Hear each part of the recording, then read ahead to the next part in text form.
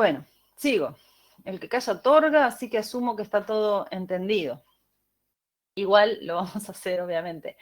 Vamos a leer. Para una especie de pino se midieron parámetros relativos al estado hídrico en distintas partes del árbol, acá están las partes, hoja y tallo, en 3 momentos de un mismo día, a las 5 de la mañana, en una época del año donde todavía no había salido el sol, a las 12, bueno, para esa hora en nuestras latitudes dudo que haya salido el sol en cualquier época del año, a las 12 al mediodía y a las 5 de la tarde. Y nos pide que complete el siguiente cuadro efectuando los cálculos correspondientes y primero me dice que marque con 0 o con no corresponde cuando lo considere necesario y utilice valores de potencial brindados a continuación. O sea que tengo que llenar todos estos cuadritos libres que están acá con 0, con no corresponde, con los cálculos o con estos valores que están acá. ¿Qué son los valores que me dan? Potencial hídrico de la atmósfera, o sea que estos valores van a ir en esta fila, en esta fila y en esta fila. Y me da potenciales hídricos del xilema. Este corresponde con este con este, ¿no? No están en orden. Y esos xilemas del tallo van a ir acá, ¿no? Acá, porque son potencial hídrico. Va a ir acá, acá y acá. ¿Sí? Vamos a hacer primero esa parte de completar los datos y después contestamos las preguntas. ¿tá? Está bueno cada vez que nos enfrentamos a datos experimentales, tener una forma de analizar la información, tener una forma de trabajo. Y acá, en la clase pasada, como empezó un poquito tarde, yo no me detallé en eso, pero una cosa, una propuesta que siempre les hago a mis estudiantes es adquieran un método para enfrentarse al análisis de los resultados experimentales. ¿Y ese método cuál es? Porque ese método me facilita identificar cómo va a ser mi respuesta en cada una de estas preguntas. Entonces, yo para asegurarme de contestar bien estas preguntas, en general las preguntas relacionadas a la información de un experimento, de un ensayo, me pregunta cuáles son las conclusiones, o por qué, otra forma de sacar conclusiones, es por qué esos resultados, cómo explico los resultados que se obtienen. Eso es sacar información, sacar conclusiones, inferir procesos a partir de esos resultados que estamos obteniendo en los datos experimentales. Pero para llegar a eso, y acá el cartelón grande en letra imprenta y recuadrado en rojo que tenemos que anotar es justamente cuáles son estos pasos que tenemos que dar previo a sacar conclusiones. Y el primero es entender el experimento. Entender el experimento implica cuáles son las situaciones que estoy comparando, y acá las situaciones que estoy comparando es la atmósfera con la planta y con el suelo, 2 tejidos de la planta, y a su vez ese mismo conjunto de situaciones las estoy analizando a 3 horas diferentes del día. O sea que acá tengo una gran cantidad de situaciones en las que estoy comparando. Para compararlas, ¿qué es lo que mido? ¿Qué parámetro estoy estudiando? ¿Cuál es nuestra variable objetivo? Dependiente. Estas son las variables dependientes y estos son los tratamientos, ¿no? Entonces, son las variables dependientes, el potencial hídrico y sus componentes. Entonces, una forma de entender cómo se hizo el experimento es hacerse la pregunta, plantearse qué preguntas hace el investigador cuando diseña este experimento.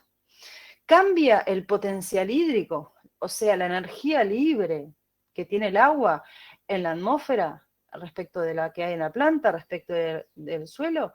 Ese sistema suelo-planta-atmósfera, los valores de potencial hídrico y sus componentes, ¿son dependientes de la hora del día? Esas son las preguntas que se hizo el investigador cuando diseña este experimento. Este experimento es un poco teórico, pero en realidad después van a ver experimentos experimentos reales, ¿verdad? Entonces, entender el experimento es el primer paso para empezar a analizar resultados experimentales, en fisiología vegetal o en cualquier materia, ¿no? El segundo paso es poder describir esos resultados. Describir esos resultados no significa sacar conclusiones. Describir los resultados es el potencial hídrico, todas las variables cambian en los diferentes tratamientos. ¿Cuál variable es la que cambia? ¿Sí, ¿alguien hizo alguna pregunta, Matías? ¿O solo se abrió el micrófono sin querer?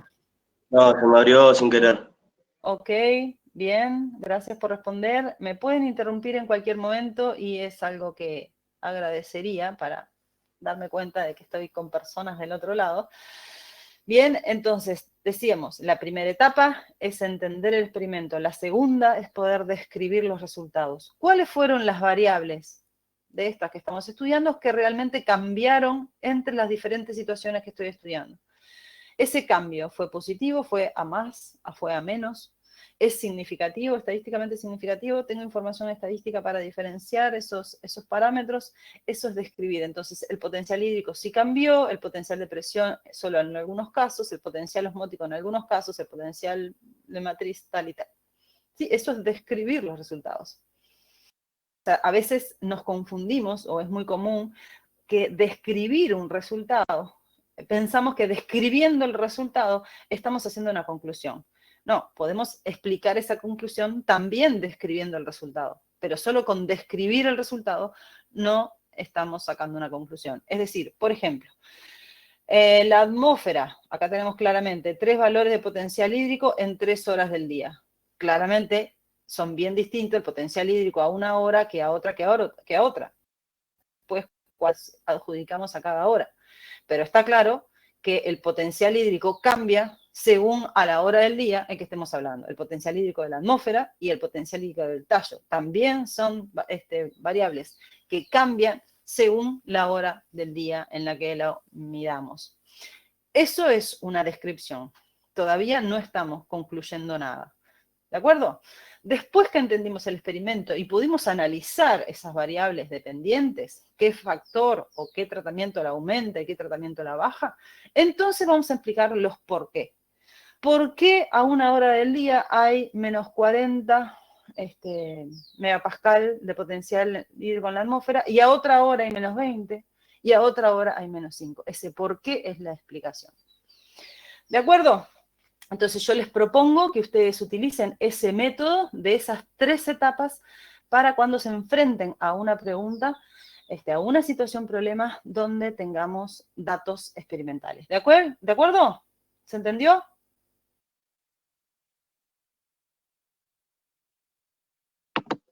Sí. Se entiende. Gracias, Matías, Antonella, María, Rodrigo. Bien, estamos ahí.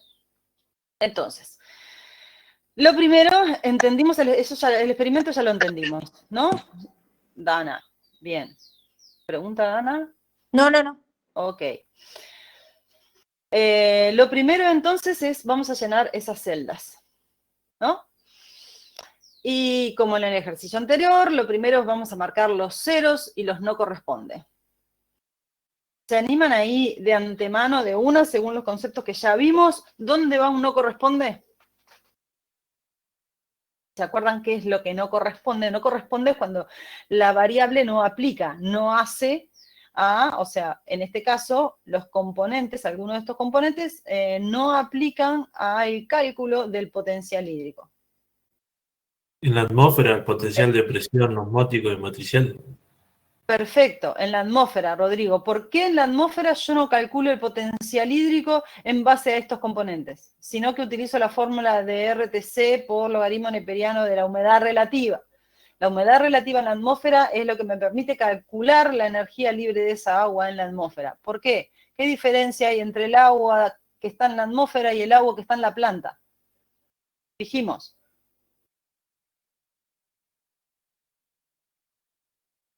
¿Cómo está el agua en la atmósfera? O la mayoría. Está libre, sin presión ninguna. O sea, sí, ¿y qué más? ¿En qué estado? Y vapor. Está gaseoso. Ahí está. ¿Y en la planta? ¿Cómo predomina el estado? En estado líquido. O sea, las nubes es agua condensada, ¿no? Pero en general la atmósfera, cerca de la planta, en general está en forma de gas. Entonces, como está en forma gaseosa, ese cálculo, ese potencial hídrico se hace en base a la fórmula, repito, de RTC sobre volumen molar del agua por el logaritmo neperiano de la humedad relativa. Necesito tener el cálculo de humedad relativa para calcular el potencial hídrico de la atmósfera. ¿Tá? No voy a calcular ese potencial hídrico como lo hago en la planta o en el suelo en base a estos componentes. Bien, como la presión de vapor en el agua puede ser muy baja y se multiplica por el logaritmo neperiano de la humedad relativa, entonces ese valor, cuanto menor sea la humedad relativa, menor va a ser el valor de potencial hídrico en la atmósfera. ¿De acuerdo? Entonces, acá voy a poner no corresponde y no corresponde. A esta atmósfera de esta otra hora del día que todavía no identifiqué, también va a ser no corresponde, independientemente de lo que tenga que llenar acá. ¿Se dan cuenta que estoy tratando de completar las celdas que yo puedo asegurar que ese valor es así, independientemente de los valores que todavía no pude asignar? ¿De acuerdo? No corresponde acá, no corresponde en estos tres y no corresponde en estos tres. ¿De acuerdo? Profe, Sí. tenía un problemita ahí que no me andaba el micrófono y tuve que salir y entrar de vuelta. Ok. ¿Puede Mauricio. explicar ahí? Quedé en que no corresponde el potencial de presión osmótico y el otro en la atmósfera porque está en estado gaseoso, que lo habíamos visto en la clase pasada. Exacto. Sí. Pero de ahí para adelante algo hablaste del logaritmo neperiano y eso. Ahí está. Bueno, como el agua, bien, cuando el agua está en forma gaseosa, la forma de calcular el potencial hídrico es a través de la fórmula RTC sobre volumen molar del agua por el logaritmo neperiano de la humedad relativa. O sea, necesito los otros factores, la constante de los gases, la temperatura y el volumen molar del agua, son valores que se conocen, ¿no? Lo que calculo o que tengo que saber es la humedad relativa. Con la humedad relativa, entonces calculo con esa fórmula que está en el ejercicio anterior, el potencial hídrico del agua, o sea, la energía libre que tiene esa agua en estado gaseoso en ese volumen de aire a una temperatura X. ¿De acuerdo? Acuérdense que la temperatura siempre va en grados Kelvin, o sea que a los Celsius le tengo que sumar 273. Bien, entonces acá no corresponde y la humedad relativa en este caso no la tengo que calcular porque me dan estos tres valores. Lo que tengo que pensar después y darme cuenta es dónde va a ir cada uno de estos valores, a qué hora y en qué conjunto de datos. Bien, vamos por los ceros. Ya puse los no corresponde. Otro concepto importante que usamos los fisiólogos porque utilizamos mucho el sentido común, además de la ciencia, es facilitarnos las cosas y poner un cero donde el valor es tan chiquito o tiene una significancia, magnitud tan pequeña, por ejemplo, un 0,0001, entonces cuando esos valores son muy pequeños ponemos un cero y con eso le estamos identificando que ese valor, ese componente que vale cero o que tiende a cero, es un componente despreciable. Quiere decir que en esa situación, en ese tejido, los componentes que son importantes son los otros. Eso es lo que implica un cero, sí. Sería el potencial osmótico en el xilema de la raíz o la hoja. Por ejemplo, de la hoja no. Bueno, en el xilema, siempre que sea xilema, ¿me decís? Xilema. Bien. Si nos vamos, la compañera se fue a esta fila, donde no tengo ningún dato. Yo me iba a ir primero a esta, que tienes 2. Ay, perdón. ¿No? No importa, pero está bien. Ese concepto que tú dijiste está muy bien. Sé que el potencial osmótico, el efecto de la presencia de solutos en el agua de la solución del xilema es un componente despreciable. Entonces acá va un tiende a cero o cero. ¿De acuerdo? ¿Por qué es despreciable esa concentración de solutos en esa agua? O sea, la pérdida de energía de esa agua en el xilema por la presencia de solutos es despreciable respecto a qué otro componente, ¿el de matriz o el de presión? ¿Qué componente del potencial hídrico de estos tres es importante cuando estoy hablando de un xilema y por qué? Depresión, El de presión, sí, ¿por qué? porque se necesita una presión negativa para que pueda subir la sustancia que va por el xilema. Muy bien.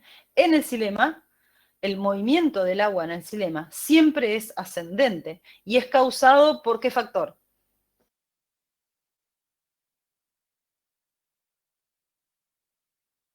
Por el ¿Qué? potencial de presión. El potencial de presión, ¿y cómo dijiste acá que es positivo o negativo? Negativo. Negativo. Siempre el potencial de presión, habíamos dicho, en el xilema es negativo. ¿Qué quiere decir un potencial de presión negativo? O sea, el agua tiene o sea, es succionada, digamos, no sé cómo decirlo. Exacto. ¿Alguno está tomando mate ahora? No les voy a pedir igual. ¿Está tomando mate alguno? No.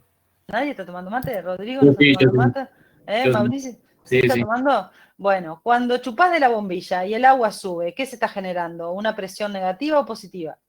Negativo. Negativa. Bueno, exactamente eso sucede dentro del xilema, cuando la transpiración de la hoja, la diferencia potencial hídrico entre la atmósfera y la hoja hace que las moléculas de gas vayan por difusión hacia la atmósfera. Dijimos, el movimiento del agua en el sistema suelo, planta, atmósfera, se mueve por diferencias de potencial hídrico, por diferencia energética o de capacidad de realizar el trabajo que tiene esa agua.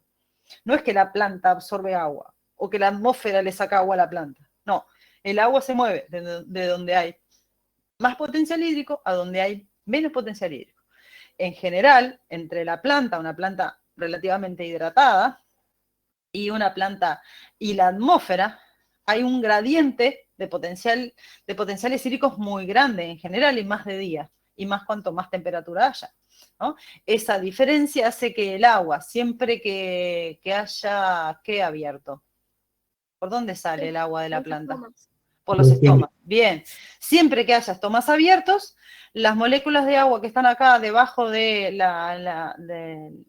debajo de ese ostíolo en la cámara subestomática, ¿no? Porque la transformación de agua líquida a gaseosa se da ahí en la cámara subestomática, debajo del ostíolo del estómago, ¿sí? Entonces, esas moléculas que están abajo de la cámara subestomática salen por el ostíolo a la atmósfera por esa diferencia de potencial hídrico entre la planta y el ambiente. Eso genera una succión negativa que hace que el agua suba por el xilema y haya siempre entonces acá una potencial de presión negativo. Si este tiende a cero, y ahora sé que este tiende a cero y que este es negativo, me faltan dos, ¿cómo hago?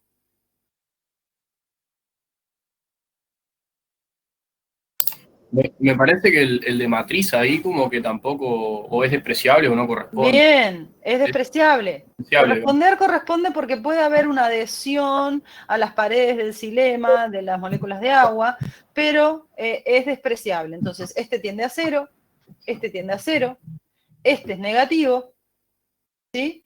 Y este, entonces, va a ser igual a este. Pero todavía tenemos que ponerle uno de estos tres, ¿verdad?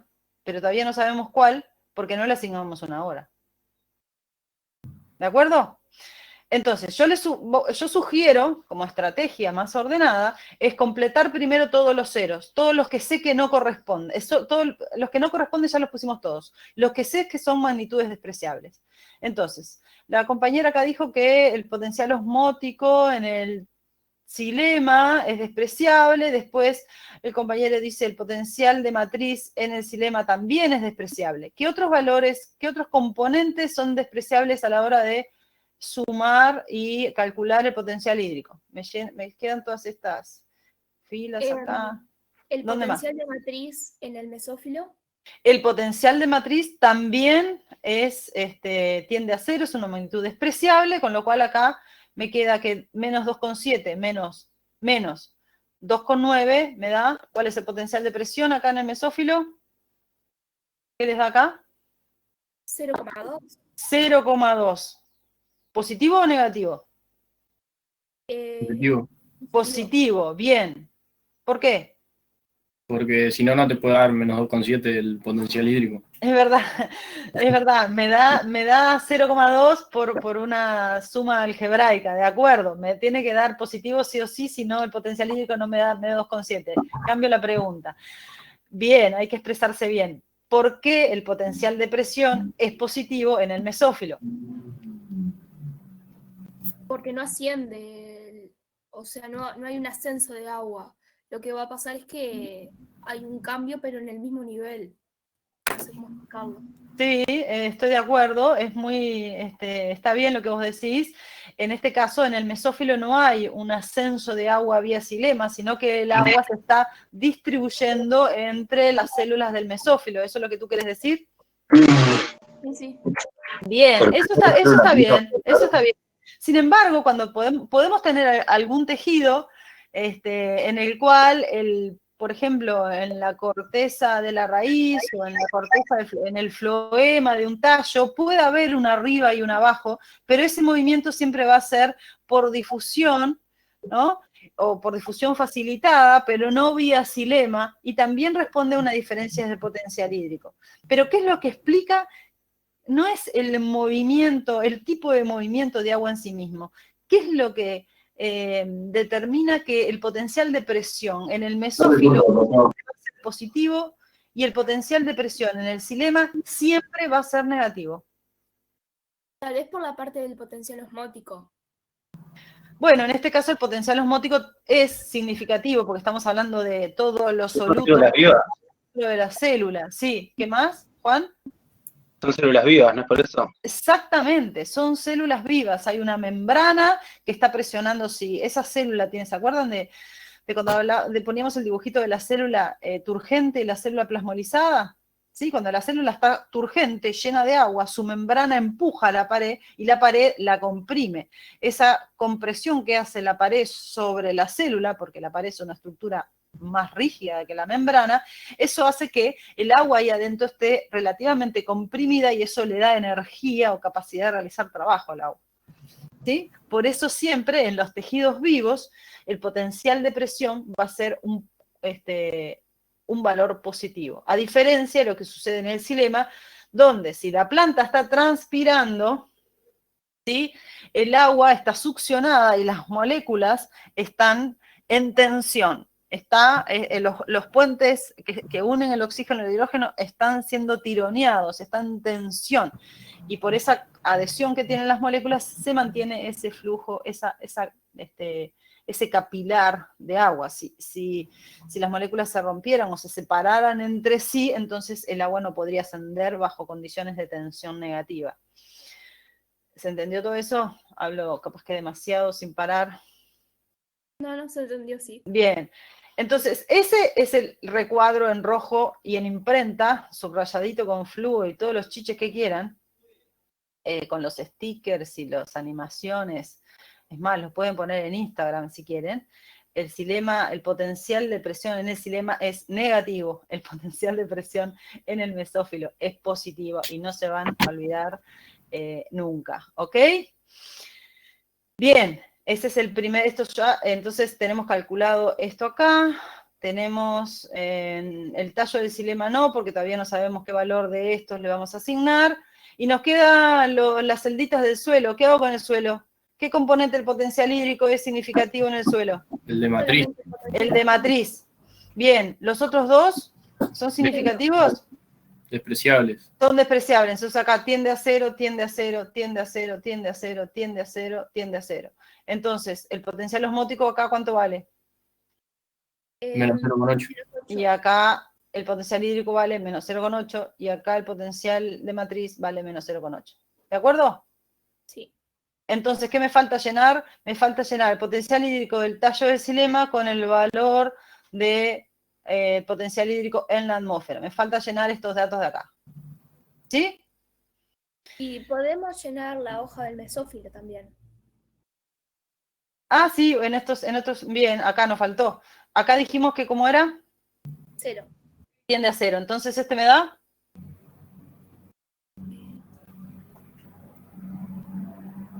Menos 1,9. Bien. ¿Y este me da? 0,8. Perfecto. Bien, ahora sí, los tenemos a todos llenos, menos el potencial hídrico de la atmósfera y menos el potencial hídrico del tallo. ¿Estamos todos ahí? Sí. Ok. Bien. Tenemos que ahora razonar la relación entre estas horas y definir a cada una de esas horas qué potencial de hídrico le corresponde en la atmósfera y qué potencial del xilema del tallo le corresponde a cada una de esas horas. ¿Qué pasa a esta hora? ¿Qué pasa a esta hora? ¿Qué pasa a esta hora con la humedad relativa en el ambiente? Porque dijimos, en este caso dijimos, el potencial hídrico de la atmósfera depende de la humedad relativa, ¿verdad? No de estos componentes. El agua está en forma gaseosa, o sea que no está bajo presión, no hay solutos disueltos y no está adherida a ninguna superficie. Está libre en forma gaseosa, con lo cual su energía depende exclusivamente de la humedad relativa. ¿Y qué es la humedad relativa? Concepto de agrometeorología. El contenido de agua de la atmósfera. Sí, sí, más o menos. ¿qué más? Así empieza la oración, pero le faltan cositas. No me acuerdo bien cómo era, pero algo de eso. ¿Relativo a qué? Si es humedad relativa, es una cantidad de humedad en relación a qué. A la capacidad máxima de Exacto, exacto. Bien, Mauricio. En una temperatura dada, un volumen de aire dado puede almacenar determinada cantidad de vapor de agua.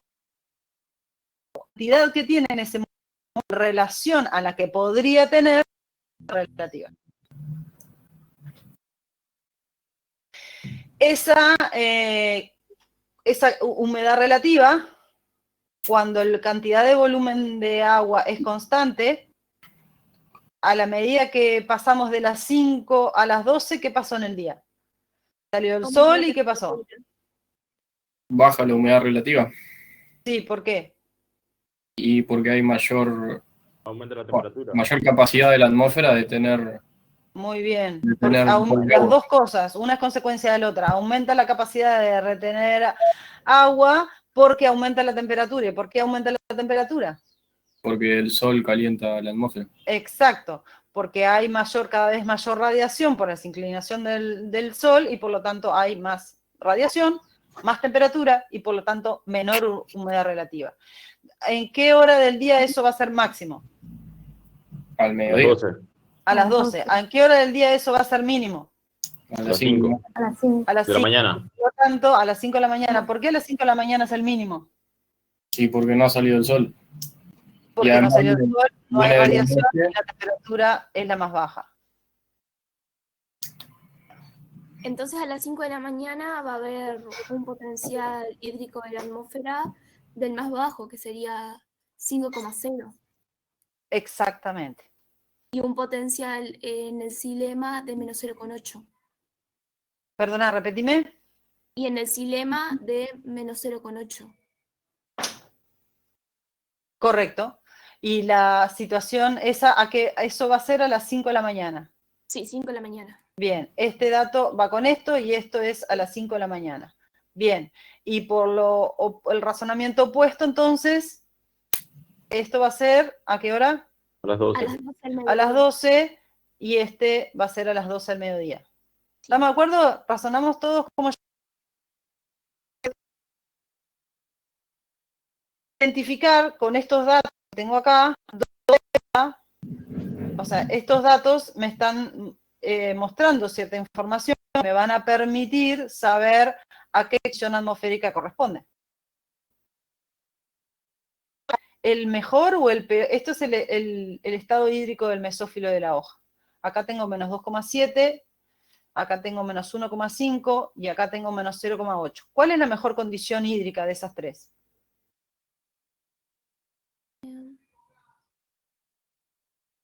Para mí la de las 5 de la tarde. La mejor condición hídrica va a ser la de las 5, pero ¿cuál es la mejor condición hídrica de la planta según los datos del cuadro? esta o esta. La mejor condición hídrica es decir, cuando la planta tiene más agua. Y va a ser al mediodía, si la demanda es mayor, significa que tiene que evapotranspirar más para succionar más agua. Bien, ese razonamiento está bien. Mayor, la diferencia potencial hídrico entre la planta y la atmósfera va a ser mayor y va a tener que transpirar más agua. Pero si transpira más agua, la planta pierde agua. Y el movimiento del agua del suelo a la planta tiene un montón de resistencias. Lo que hace que la tasa de transpiración es mucho mayor a la tasa de absorción de agua y de reincorporación de agua a toda la planta. Entonces, a medida que aumenta esa demanda atmosférica, el estado hídrico de la planta es menor. ¿Se entiende? Entonces sería a las 5 de la mañana cuando tendría mayor cantidad de agua. Entonces, a las 5 de la mañana es cuando tiene mayor cantidad de agua. ¿Y en qué condiciones? Vuelvo a la pregunta inicial. Está muy bien. No sé quién era, si Mauricio o Rodrigo.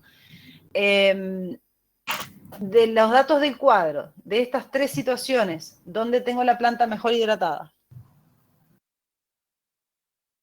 ¿Y a las 5 de la mañana?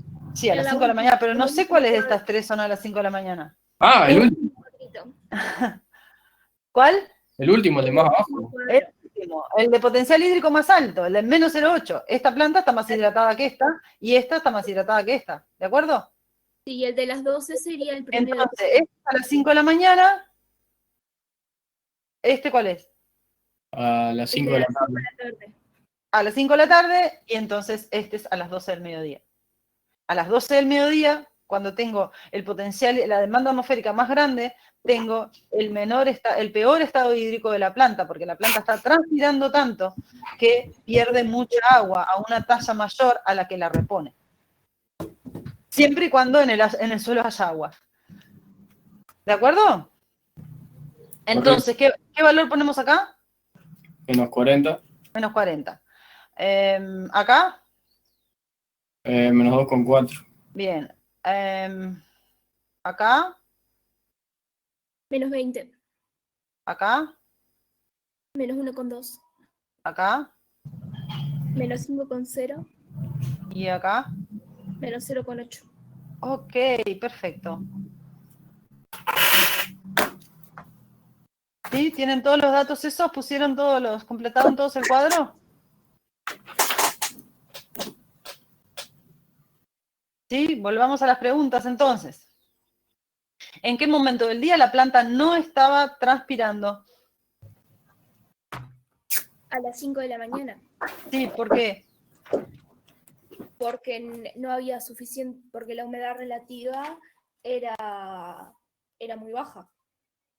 ¿Y entonces? No, O al sea, revés. Era alta. Porque la demanda atmosférica sería baja, entonces eso implica que La demanda es baja, sí. ¿Y? y la atmósfera no requiere agua, por lo tanto no se genera esa diferencia de potencial. ¿Hay diferencia de potencial o no hay diferencia de potencial? Sí, pero es baja. Sí, pero es baja. Y si es baja, el equilibrio está a favor de que salga. ¿Está transpirando o no está Transpira que transpirando? transpire menos. Transpira menos. Eso siempre, ¿no? No es que están siempre, las transpiraciones 0 o 100%. Siempre hay algún matiz, ¿no? Nunca es 0 y nunca es 100. Porque ¿de qué depende? ¿De qué depende que el agua pase de acá a acá? Aunque el gradiente sea bajo o sea alto. Si el gradiente es alto, ¿cómo calculo la transpiración? ¿Cómo se calcula la transpiración? Con una ecuación.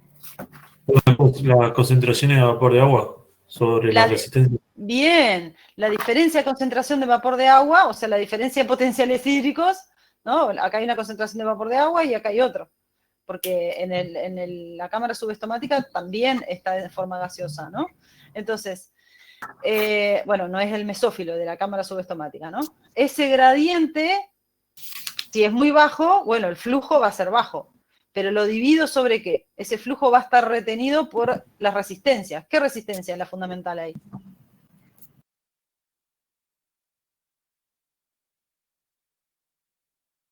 La estomática, ¿no? Exactamente, la estomática. ¿Y de noche cómo están los estomas? En la mayoría de los casos. A excepción de las plantas CAM, los estomas están cerrados. Entonces, ustedes fíjense que acá tienen el potencial hídrico de la hoja igual al potencial hídrico del suelo. ¿Acá hay movimiento? No. No. Entonces el agua no está subiendo y no se está perdiendo agua. Si acá se estuviera perdiendo agua, entonces acá habría un gradiente que explicaría un ascenso del agua. Si el potencial hídrico del suelo es igual al potencial hídrico del mesófilo, quiere decir que todo esto está en equilibrio y no hay movimiento de agua. ¿Por qué? Porque es de noche, los estomas están cerrados y se impide la pérdida de agua de la planta a la atmósfera, a pesar de que existe un gradiente de potencial hídrico entre las dos situaciones. Si bien es menor que al mediodía, acá hay gradiente, pero el agua no sale porque el estoma está cerrado. Y por lo tanto, el estado hídrico de la planta en la parte aérea va a seguir entrando agua hasta que se iguale el potencial hídrico de la planta con el potencial hídrico del suelo. ¿Entendió? Pero entonces están absolutamente cerrados los estomas. Bueno, conceptualmente sí. En realidad nunca están 100% Teóricamente, cerrados. digamos. Teóricamente están cerrados. Primero porque no hay luz, ¿no? Y lo que abre el estoma, repito, a excepción de las plantas CAM, es la luz azul. En la luz. Sí. Es la luz la que abre la luz azul y la luz roja, pero primero la luz azul. Entonces, de noche los estomas están cerrados, justamente porque ¿para qué van a estar abiertos? Porque, ¿cuál es la ventaja de que el estoma esté abierto para la planta? Que entra dióxido de carbono y puede realizar el Exacto. proceso de fotosíntesis. ¿Y cuál es la desventaja de que esté abierto? Que pierde agua. Que pierde agua. Entonces, siempre es un compromiso entre CO2, la pérdida de agua, y la ganancia de CO2, la apertura de estoma. De noche no hay luz, no se puede hacer fotosíntesis, entonces el estoma lo cierro, ¿no? Esa es la estrategia de adaptación que le permite a la planta seguir viviendo en esas condiciones. Bien, ¿se entendió por qué acá no está transpirando? A esta hora no está transpirando. Acá sí hay un gradiente, ¿ven? Menos 0,8, menos 2,4, menos 2,7, cada vez más negativo, y acá también un gradiente grande. Pero si acá no hay gradiente, el agua no se está moviendo. Y si el agua no se mueve en el sistema suelo, tallo, hoja, es que no hay transpiración. ¿De acuerdo? Profe, pero quedamos claro que ese no movimiento de agua sería teórico. En realidad, una pequeñísima parte podría estar saliendo. Sí, una pequeñísima parte, además vos podés tener pérdida de agua dependiendo de las especies a través de las cutículas. O sea, no es alguna pérdida de agua puede haber. En biología no todo es blanco-negro, generalmente es gris. Y las opciones son muchísimas. Y los ceros y los máximos son teóricos. ¿Ok? Pero principalmente sería por la resistencia que ejercen los estomas, ¿no? Claro, acá la variable que define la transpiración, o sea, si el flujo de agua es, a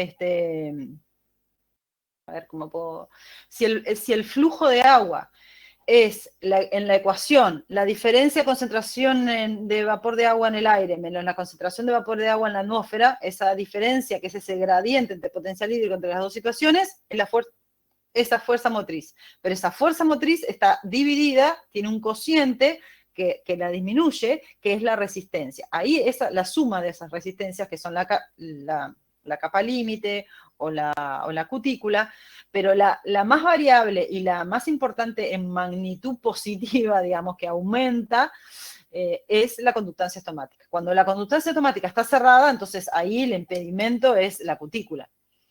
¿Sí? Pero si el estoma está abierto, esa es la variable, el parámetro más variable porque es el que la planta puede regular. La planta no puede modificar el grosor de la cutícula, sí la apertura o cierre de los tíolos, que nunca están completamente cerrados ni nunca están completamente abiertos. Y algunos pueden estar más cerrados y algunos más abiertos según el lugar en la canopia de la planta o en la hoja o en la rama o inclusive en la zona dentro de la hoja.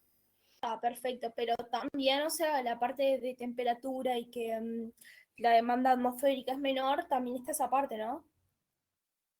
Claro, el flujo de agua, cuánta agua sale, va a depender directamente de del gradiente entre el vapor de agua en la cámara subestomática y el vapor de agua en la atmósfera. Perfecto. Buenísimo. Muchas ¿Bien? gracias. Sí, sí. Seguimos con ¿cuál de los componentes del potencial hídrico se asocia a la expansión celular? Otro concepto importante que ya lo habíamos visto. ¿Cuáles de estos componentes que se calculan para calcular se suman para calcular el potencial hídrico están relacionadas con la expansión celular? El de presión. El de presión. Bien, ¿qué es la expansión celular? ¿Y no sería la turgencia? O, bueno, el crecimiento, no sé. La turgencia es el potencial de presión y es la condición necesaria para que haya expansión o crecimiento celular, o también llamado elongación celular. ¿Ah? Para que una célula aumente de tamaño, tiene que haber presión de la membrana sobre la pared. Porque para que esa célula aumente de tamaño, la pared tiene que en algún momento ablandarse, si no, no aumenta. ¿Sí? Entonces, para que esa pared reciba la señal de ablandarse, tiene que haber presión de la membrana sobre esa pared. Si no hay presión de la membrana sobre la pared, no hay expansión celular. ¿De acuerdo?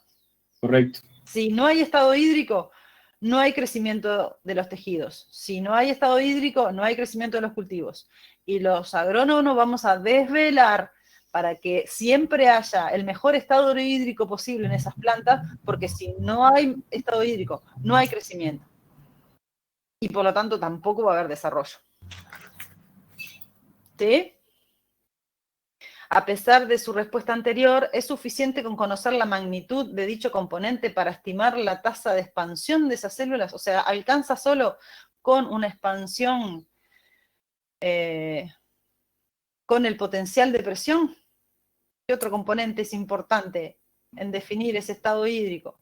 ¿Y el osmótico no tiene que ver también? El osmótico, sí, el osmótico tiene que ver. ¿Por qué? ¿Qué hace? ¿Qué beneficio tiene la planta o la célula de poder regular su potencial osmótico? Que si entran solutos dentro de la membrana, digamos, eso hace que el agua se mueva hacia adentro de la membrana también para configurar. O sea, perfecto. Porque si yo no bajo el potencial osmótico, no genero una diferencia potencial hídrico para que siga entrando agua.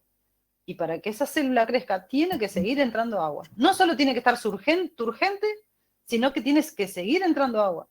Y para que siga entrando agua, y el potencial hídrico de esa célula tiene que ser menor al potencial hídrico ahí afuera, para que el agua entre, ¿verdad? Pero si esa célula tiene un potencial de presión muy alto, ¿cómo baja ese potencial hídrico? Profe, ¿puedo volver a repetir eso? Sí. Una célula para crecer tiene que tener dos condiciones. Una buena turgencia. Y otra, mantener un gradiente potencial hídrico respecto de la célula dentro con respecto a su medio, afuera, el apoplasto u otras células que la rodeen, para que siga entrando agua. Pero si esa célula está en una presión, tiene un potencial de presión alto, ¿cómo hace para bajar su potencial hídrico? Porque en una célula viva el potencial de presión es positivo. Mi potencial hídrico siempre va a ser negativo. Y lo quiero más bajo para que el agua siga entrando. ¿Qué puede hacer la célula? Ingresan soluto. Baja el potencial osmótico. No solo ingresan, puede, por ejemplo, sintetizar sacarosa, que es osmóticamente activa, o sintetizar malato, o otros compuestos que son osmóticamente activos y que bajan ese potencial osmótico. O sea que el potencial osmótico asegura una diferencia de potencial hídrico con el medio para que siga entrando agua, para que esa célula pueda crecer. ¿Sí? Y estamos hablando del diagrama de Hoffler. Y después, cuando estudiemos otro cartelón grande, dijimos la clase pasada, tenemos que poder dibujar el diagrama de Hoffler solitos y poder explicarlos antes de enfrentarnos a cualquier pregunta o ejercicio de fisiología en relaciones, de ejercicio de relaciones hídricas en fisiología vegetal. ¿De acuerdo?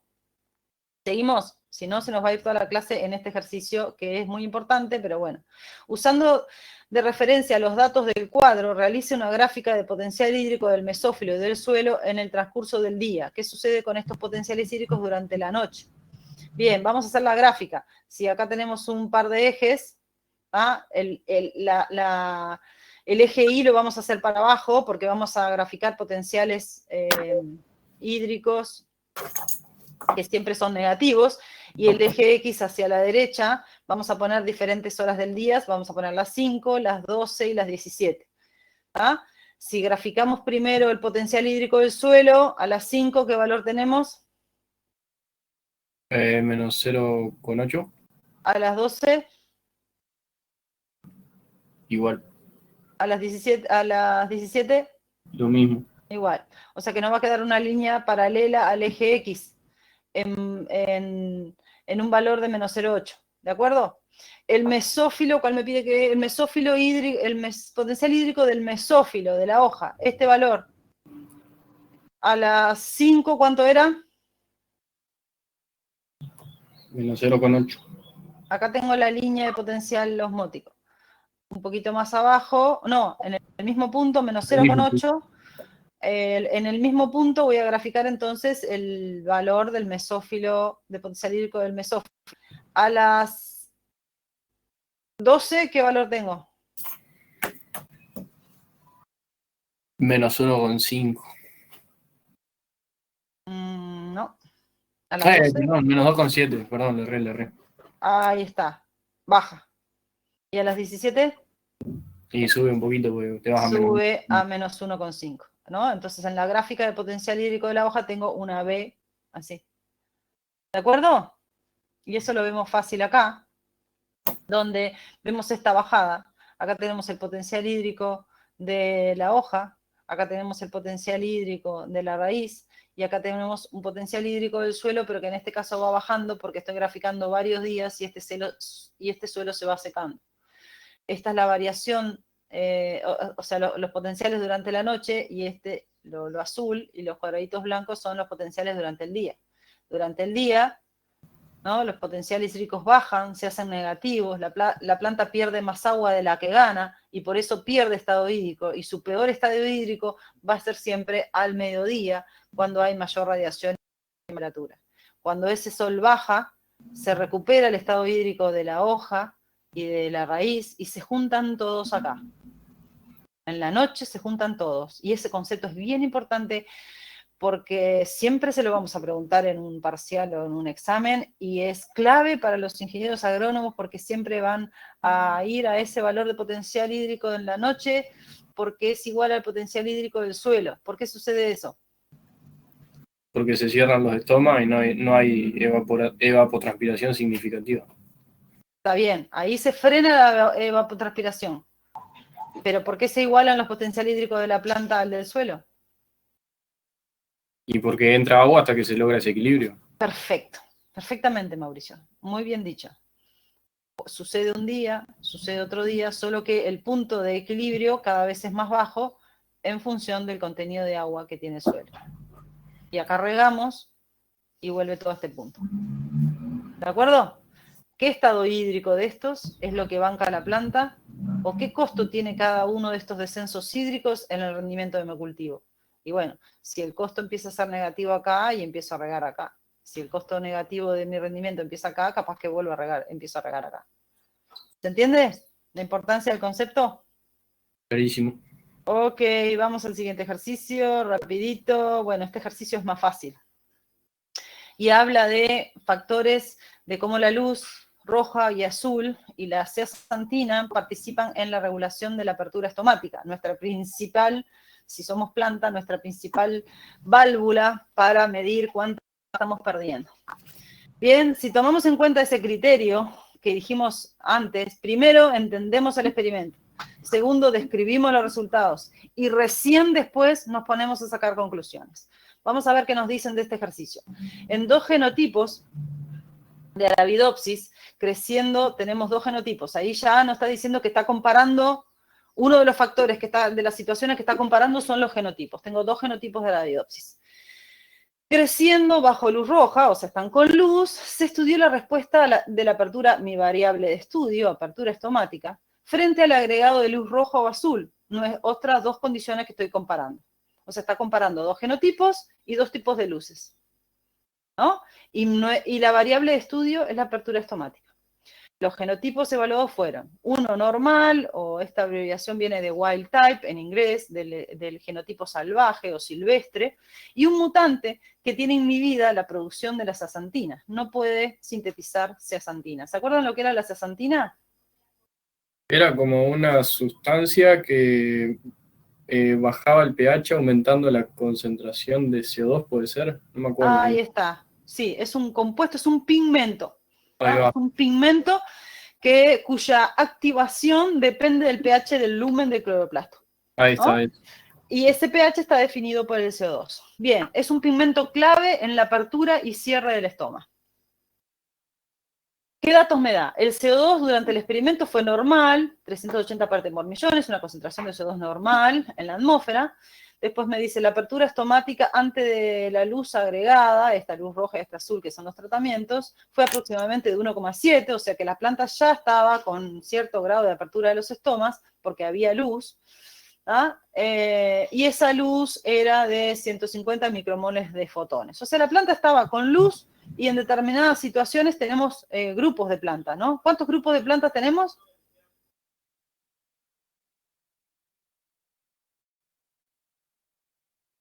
¿Dos? ¿Solo dos? Bueno, 4 si divides entre luz roja. Yo te di 100 semillitas. ¿De qué planta estamos hablando? No, perdón. Te di 100 semillitas de Arabidopsis. ¿Cuántos grupos hiciste? ¿Cuántas plantas tenías en cada tratamiento? Si lo divido entre 4, 50. 100, 25. 25. Bien. Entonces, tengo 25 plantitas que germinaron, que crecieron, que estaban en condiciones de esta condición de luz, con esta conductancia estomática, y cuando en determinado momento, todas a la vez, yo las puse. Bien, perdón, te dije mal. Te dije que no te doy 100, te doy 50 de NPQ y te doy 50 de WT. ¿Está? Eran 100 semillas, pero 50 de un genotipo y 50 de otras. A 25 de un genotipo las puse en condiciones de solo luz roja y a otras las puse de solo luz azul. Y a las otra mitad, al otro genotipo distinto, las puse la mitad en luz roja y la mitad en luz azul. ¿Bien? ¿Cuál fue mi variable de estudio? Dijimos, la conductancia estomática. O en realidad el cambio. ¿Cuándo cambió respecto de este 1,7 que ya tenía de antes? Bien, ¿qué pregunta, a ver qué me dicen, qué pregunta se hizo el investigador que diseñó este experimento?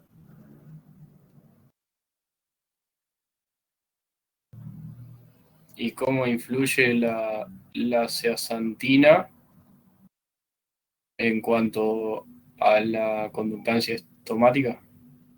Sí, ¿y qué más? Dependiendo del tipo de luz al cual esté sometida la planta. Perfecto. ¿No? Las preguntas que se hizo. ¿Afecta el tipo de luz la apertura de estómago? ¿Afecta la presencia de zeaxantina la apertura del estómago? Entonces, ¿qué compara? Un genotipo que puede sintetizar zeaxantina y otro que no puede, y a cada uno de esos tipos los ponen dos condiciones. Entonces, tengo 4 tratamientos y una única variable de estudio, o la variable dependiente, que como dijimos siempre va en el eje Y. ¿De acuerdo? Eso es entender el experimento. Y hasta ahora solo entendimos el experimento. Sabemos cuál es la variable, cuáles son las unidades, cuáles son las situaciones que estamos comparando. Y qué preguntas nos hicimos. O sea que las preguntas son las conclusiones que después vamos a sacar. Pero entendimos el experimento. Paso 2, ¿cuál era? Describirlo. Describir los resultados. ¿Qué resultados se obtuvieron? ¿Hubo efecto de los tratamientos sobre la variable de estudio? ¿Algunos de los tratamientos modificó la variable de estudio? Y sí. ¿Sí? ¿Cuál? Y yo diría que los 4. Bien, muy bien. ¿Los 4 en forma igual? No, diferente. Bien. ¿Cuál es diferente? ¿Y son los 4 diferentes? Sí, bueno, si agarro las barritas estas de error, me imagino que esta es igual a esta y que esta es igual a esta.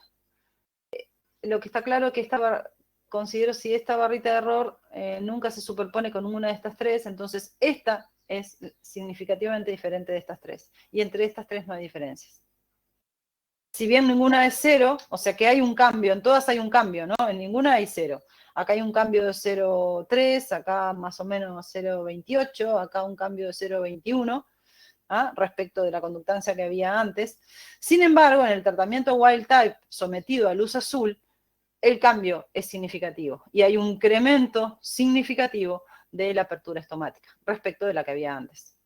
O sea, ¿hay un efecto de los tratamientos? Sí. ¿Cuál se diferencia? El wild type en respuesta en condiciones de luz azul. Mientras que el wild type, cuando es luz roja, es igual a el que no puede sintetizar zeaxantina, ya sea en luz azul o en luz roja. Esa es la descripción de los resultados. Y recién ahí vamos a intentar explicar. Y antes de leer lo que dice acá, es qué conclusión vamos a sacar. Nosotros la conclusión antes de que me la pregunte o que la dirija. ¿Qué conclusión podemos sacar? Que una planta que logra producir zeaxantina y en presencia de luz azul aumenta mucho la apertura estomática. Bien, y cómo, bien, es decir, desde el punto de vista del conocimiento en lo que es la apertura y cierre de estomas. ¿Qué prueba este experimento a ese respecto? Que la zeaxantina influye en la apertura estomática, no sé si es eso. Que la apertura estomática está regulada por la Ahí va. principalmente, y que su mecanismo de acción dentro de la planta es fundamental la presencia de zeaxantina. Porque cuando no tengo zeaxantina, la apertura estomática no se inmuta. Y cuando tengo zeaxantina, pero solo le doy luz roja a la planta, tampoco se da reacción. O sea que la regulación estomática es dependiente de la luz azul, no de la luz roja, no es un efecto directo, y su respuesta a través de la planta está dependiendo de la síntesis de zeaxantina, que este genotipo lo tiene y este no lo tiene. ¿Está bien? ¿Me siguen? ¿Sí? ¿Seguimos? Bueno, vamos a responder las preguntas. Explique por qué solo el agregado de luz azul en el genotipo wild type tuvo un efecto significativo en la apertura estomática. O sea, acá me está ayudando a sacar las conclusiones, porque yo podría no poner ninguna parte de estas y decir, explique los resultados. Y ustedes me tienen que explicar todo lo que estuvimos viendo recién. ¿Cuál es el resultado? Y en función del resultado, hacer la conclusión que recién sacamos. Bueno, acá me ayuda un poquito y me dice, acá, ¿qué pasó acá? ¿Por qué este aumenta? Y acá aumenta porque este genotipo tiene zeaxantina, que es el pigmento que es capaz de captar la luz azul, y eso constituye una señal para la apertura estomática. Mientras que en este caso no hay zeaxantina, así que aunque le dé luz azul no hay respuesta. Y la luz roja no es percibida por la zeaxantina, entonces no hay respuesta en la apertura estomática. El mecanismo fisiológico involucrado. ¿Cuál es el mecanismo fisiológico involucrado? ¿Cuáles son los mecanismos que tiene las células oclusivas para abrir y cerrar ese estoma, ese ostíolo del estoma? Dijimos, y es importante, cuando pensemos en apertura estomática, hay dos cosas claves. Uno, siempre es un compromiso entre la ganancia de CO2 y la pérdida de agua. ¿Ah? Dos, el ostíolo nunca va a estar abierto si no hay turgencia de las células guarda. O sea, para que el ostíolo esté abierto, tiene que haber turgencia. Si no hay agua disponible en ese mesófilo, las estomas nunca se van a abrir por más señales de zeaxantina, de CO2, de pH, de lo que sea. Puede tener todas las señales que quiera, la fotosíntesis puede estar pidiendo a gritos CO2. Pero si no hay agua, el estoma está cerrado. ¿Están de acuerdo? Esos dos puntos recuadraditos así con flujo, con rojo o no sé qué en Instagram. ¿Ok? Bien. Pero vamos a suponer que hay agua. ¿Sí? Y la planta está de noche. Empieza el día, ¿qué pasa? Y arranca a aumentar la demanda atmosférica. ¿Sí? Empieza a haber flujo de agua desde el suelo hacia la atmósfera. Para que haya flujo de suelo hasta la atmósfera, pero va a pasar por la planta. Sí, por agua. Pasando por la planta. Pasa por la planta. ¿Va a la atmósfera? Y sí. ¿Dependiendo de qué? Sí, El resto abandonó Mauricio, solo Mauricio, pobre. Sí. dependiendo de la humedad relativa de la atmósfera. Para mí dependiendo del pH, porque si aumenta la concentración de CO2, lo que va a pasar es que disminuye el pH y ahí hay un compuesto primario antes de la zeaxantina que va a transformarse en la zeaxantina y ahí puede ser que con la luz azul, o sea, la zeaxantina capte esa luz. O sea, si no hay un cambio de pH, no va a pasar de compuesto primario, que no me acuerdo cuál era ahora, a Biola-santina. zeaxantina. Claro. Estoy de acuerdo en que pero estamos antes de que amanezca, estamos justito ahí. ¿Hay luz o no hay luz? Claro, yo había arrancado antes, pero no sé. Antes, bien, antes. ¿Salía el agua antes de que salga el sol? No. No. Bueno, ¿Por despreciable. qué? ¿Por qué? Porque los estómagos están cerrados, no hay Porque tracción. los estomas están cerrados. Ahí está. Y cuando aparece el día, ¿qué quiere hacer la planta? Fotosíntesis. Fotosíntesis. Y para hacer fotosíntesis, ¿qué necesita? Estómagos abiertos. Estomas abiertos para que entre CO2. Pero el estoma está cerrado. ¿Qué hace la planta? Y ahí capta la luz azul y era todo lo que explicaba María. Ah, ahí está. Exactamente. Está el estoma cerrado. Es de noche. No hay transpiración. Para que haya transpiración, tiene que el estoma estar abierto. Cuando hay luz, empieza a haber luz, y tengo un estado hídrico bueno, de manera que haya turgencia en esas células se van a hinchar de agua y el ostiolo se va a abrir. Ahí empieza el proceso de fotosíntesis porque empieza a difundir CO2 al mesófilo de la planta. Bien. O sea que se abre por presencia de luz, como que capta presencia de luz y ahí se abre. Exactamente, exactamente. De hecho, la primer señal que capta, porque tú dijiste muy bien, que haya zeaxantina activa depende de dos cosas. De un cambio en el pH del lumen y de luz azul en el ambiente. Vamos a ir para adelante. Defino que se abre el estoma. Hay zeaxantina que está...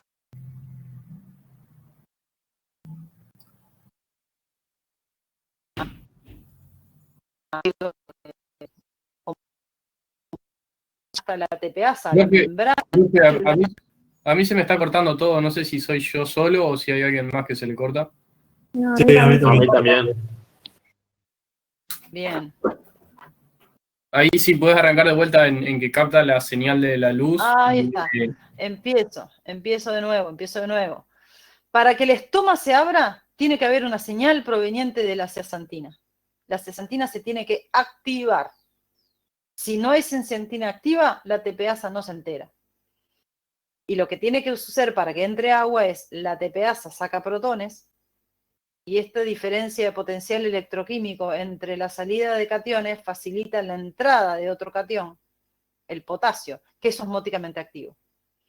Al entrar este compuesto osmóticamente activo, baja el potencial osmótico. Al bajar el potencial osmótico adentro de la célula, baja el potencial hídrico.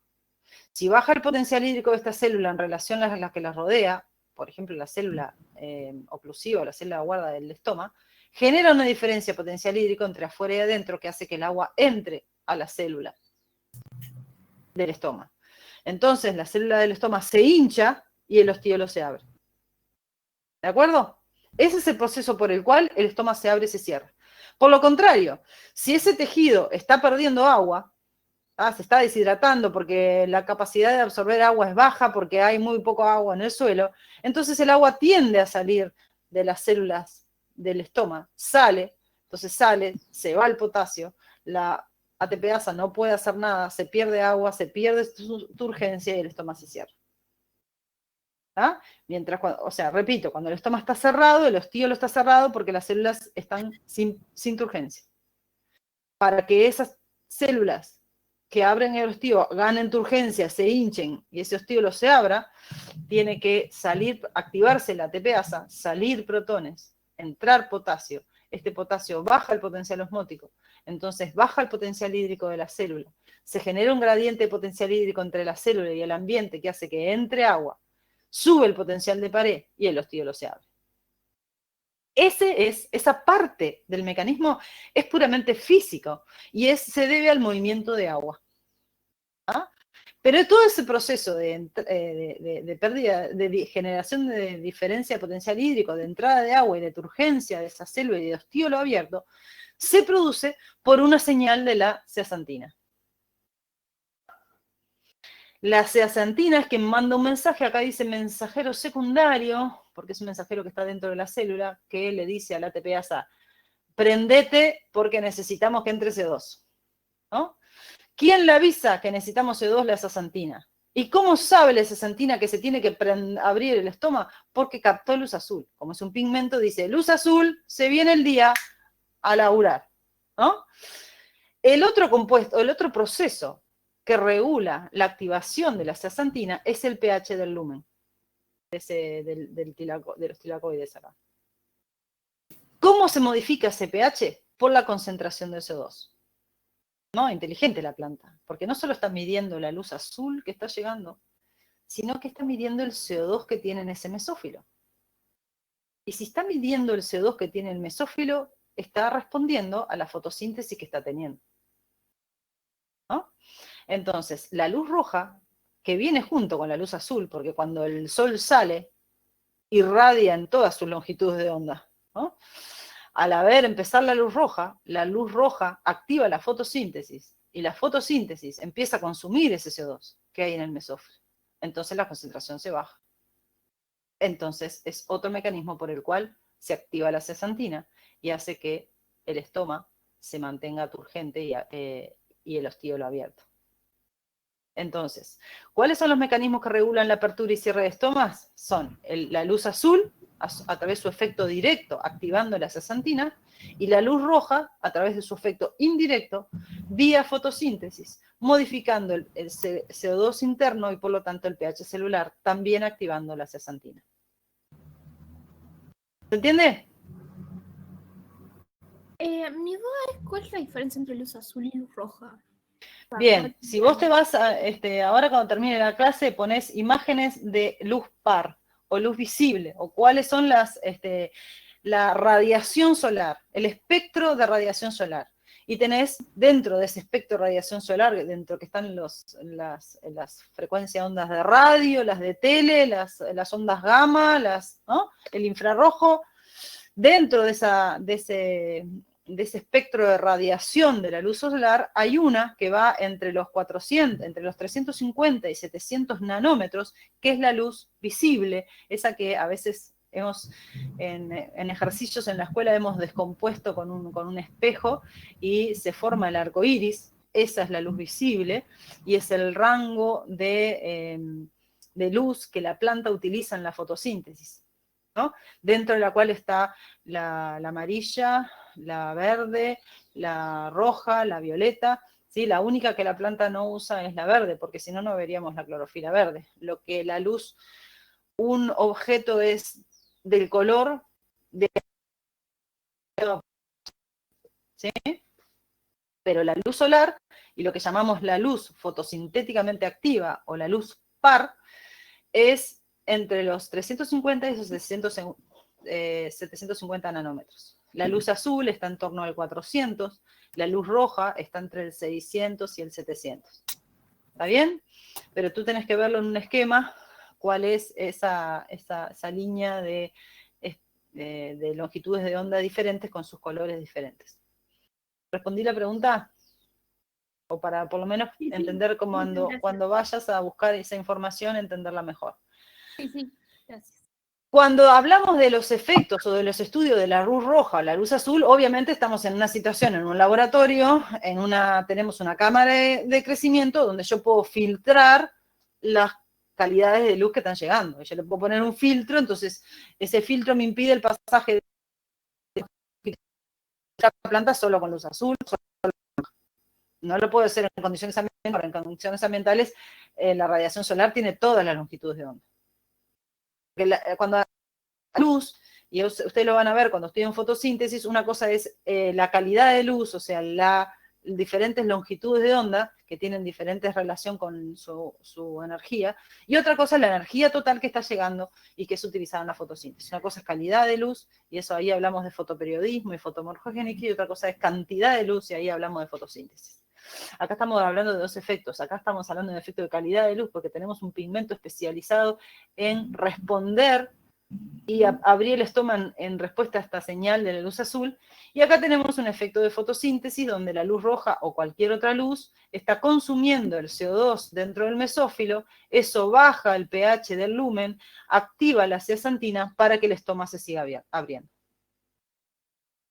Además, otro efecto indirecto de la luz roja, no es solo regular el nivel de CO2 interno, sino que permite la síntesis de sacarosa, o el mismo almidón se degrada para la síntesis de malato.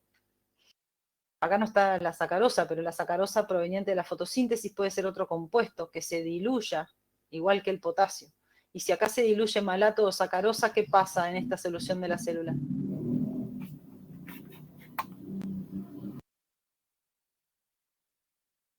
¿Qué pasa si disuelvo sacarosa en la solución de la célula con los componentes del potencial hídrico? Si disolves Aumenta el sacarosa, potencial de presión. Digo, el osmótico. Baja los osmóticos. baja, va, sí, eso. Baja, o sea, se hace más significativo como factor. Y al bajar el potencial osmótico, ¿quién baja? Potencial hídrico. El potencial hídrico. Y si baja el potencial hídrico, o el agua sale, ¿qué va a pasar? Si baja el potencial hídrico en relación al potencial hídrico del medio. Entra agua. Entra agua, Sí, claro. sí. Toda la concentración de cualquier soluto osmóticamente activo baja el potencial osmótico, baja el potencial hídrico, genera un gradiente afuera, y entonces el agua tiende a entrar. A mí, Y si esto- me generó dudas porque dijiste disolver sacarosa, ¿puede ser? Sí, O sea que, pero sería como sintetizar sacarosa. no. La sacarosa que se sintetiza luego del ciclo de Kalmin vía fotosíntesis puede mantenerse como sacarosa y disolverse en la solución. Ahí O va. puede degradarse almidón y sintetizarse malato, que es otro compuesto osmóticamente activo. Perfecto, perfecto. A ¿Ah? mí me quedó una duda de qué es lo adentro y afuera. ¿Adentro y afuera de qué? Adentro y afuera de la célula guarda del estómago. Está, perfecto. O sea, esas dos células arriñonadas que tienen una pared rígida y la de la fuera blandita son las que conforman el estómago. ¿Sí? Esas células son las que tienen que estar turgentes, porque cuando están turgentes, ¿no? Esa forma riñonada hace que por afuera las dos caras de la célula se extiendan hacia afuera y el ostiolo se abre. Busquen una estructura estomática en cualquier libro, en internet, y se dan cuenta.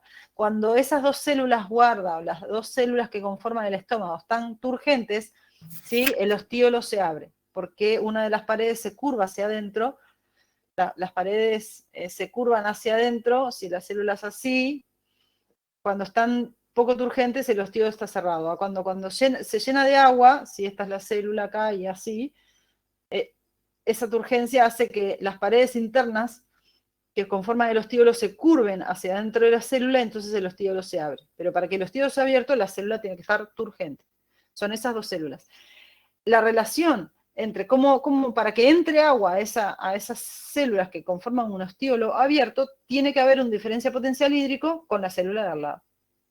Y esa de al lado con el mesófilo en general. Tiene que haber agua en el mesófilo de la hoja para que cuando esta célula baja el potencial osmótico, baja el potencial hídrico, el agua difunda hacia ahí. ¿Sí? Sí, perfecto. Ok. Entonces, ¿entendimos cuáles son las señales que abren y cierran el estómago? Volvemos al ejercicio. Y respondemos, explique, esto ya lo hicimos, ¿no? ¿Qué sucede? Apertura de estómago describe el mecanismo fisiológico, lo que hicimos hasta ahora. Todo ese esquema que vimos recién explica el mecanismo fisiológico. ¿Qué sucedería con la respuesta en la apertura estomática del genotipo wild type, en este, si al agregado de luz azul en este tratamiento, la concentración de CO2 del ambiente se duplica? Vamos de 380 a 800 partes por millón de CO2 en el ambiente donde está creciendo esa plantita.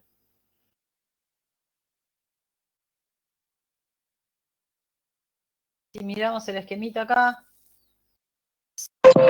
Como va a haber más CO2, no se va a generar tanto, no se va a activar tanta zeaxantina, entonces no se van a abrir tanto los estomas. Exactamente. Esto general sucede en la oscuridad, que es el mecanismo de cierre, ¿no? Acá se lo damos artificialmente, esto alto nivel de CO2 se lo damos artificialmente, generamos que este equilibrio se vaya para allá, entonces no va a haber tanta zeaxantina activa y la señal hacia la apertura del estoma se va a disminuir y por lo tanto va a reducirse la conductancia estomática. Menor apertura de estomas. Describe el mecanismo de apertura estomática mediada por la luz roja, ya lo dijimos, ¿no? Importancia de la luz roja al inicio, ayuda a mantener apertura, efecto indirecto. Volvemos ahí, la luz roja hace la fotosíntesis modifica el CO2, que modifica el pH, que modifica la zeaxantina activa. A su vez, la fotosíntesis puede proveer de compuestos osmóticamente activos para mantener ese estoma abierto. ¿Sí? Y seguimos al otro ejercicio porque se nos hizo re tarde.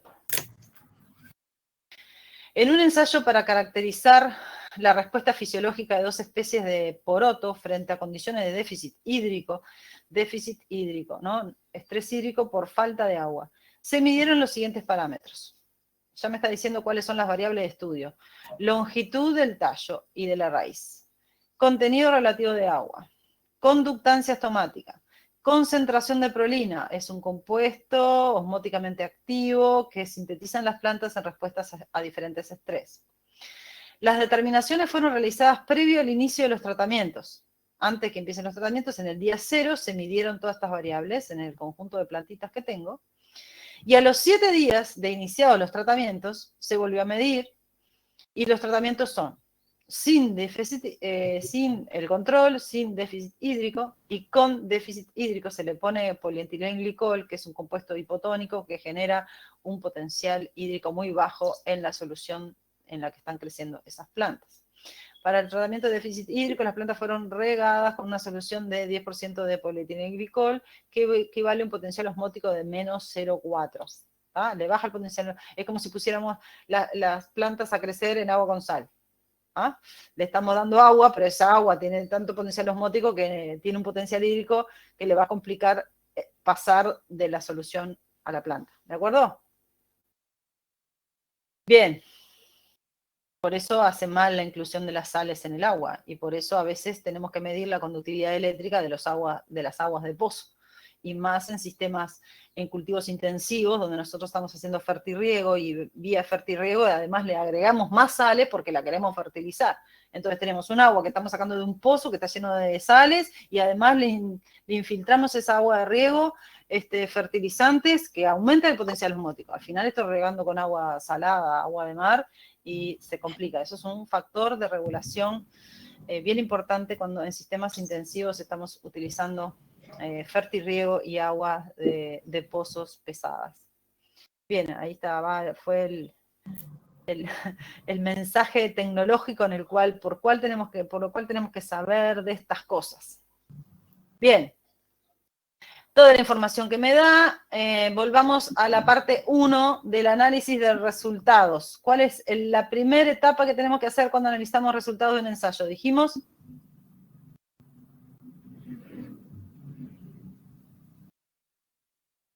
Entenderlo. Entender el experimento. Bien, entender el experimento es identificar los tratamientos o las condiciones de evaluación que estamos comparando y las variables de estudio. ¿Me pueden decir cuántos tratamientos hay y cuáles son las variables y cuántas variables de estudio?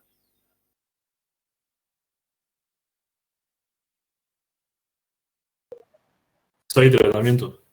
¿Cuántos tratamientos? No, 3 tratamientos. ¿3?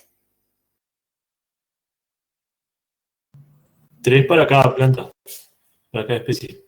Ok, bueno, puedo aceptar el día 0 como un tratamiento. En realidad los tratamientos son No. con con y sin estrés para este poroto y con y sin estrés para este poroto. Esta es una medición antes de que empiecen los tratamientos. Pero sí, tengo 6 condiciones que estoy comparando. Tengo 6 condiciones y 4 tratamientos, ¿verdad? O sea, uno acá, esta condición es una medición en diferente tiempo a estas 2. ¿De acuerdo? ¿Y cuántas variables de estudio? 5.